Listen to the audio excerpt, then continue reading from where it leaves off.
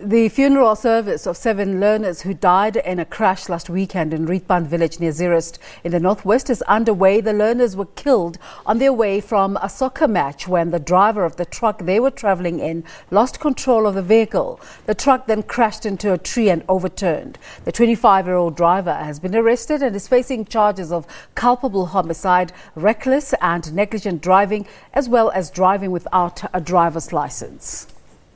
For more on this story, our reporter Bafedile Moerane is at the funeral. Let's cross live to her now. Bafedile, a very good morning to you. Give us an update in terms of what's been happening this morning. It's not a good morning at all. There's the somber mood is prevailing here in Rietfontein and Rietpan villages. It's just outside Zeerust town here in the northwest. The community, it is still reeling in shock, with many actually failing to come to terms with what actually happened last weekend. What is happening right now, the federal proceedings actually are now coming to the cemetery, where the 7 learners out of 8 will be laid to rest. Remember, the 8th one died days after the incident at the provincial hospital in Mahikeng. So he will actually be buried tomorrow here. So what's happening here today, the community from neighboring villages like Dinukana, amongst others, have actually came here, and also the learners of the 3 affected schools, whereby those schools actually include Litlagane Primary. So right now it is the time for the service to actually come to the cemetery.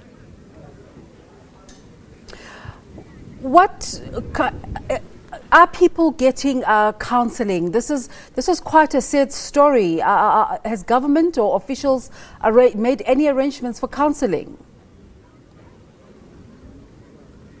Yes, since the incident on Saturday night, on Monday, the Department of Social Development, together with the Department of Education, sent the psychologists in the schools, affected schools, to counsel the learners and also to the affected families. So my understanding is that this psychologist visited the families and the schools for the entire of next week. So they will also continue until they are satisfied with their engagements with those families and the learners going forward. The government actually, it is very much concerned, as we had the Northwest Premier Job Mokoro speaking earlier as the keynote speaker, saying that he's very much concerned of the roads here in the Northwest, saying that as government they will be allocated money, although he's saying that it's not that enough, but when they try, those who are in authority here in government,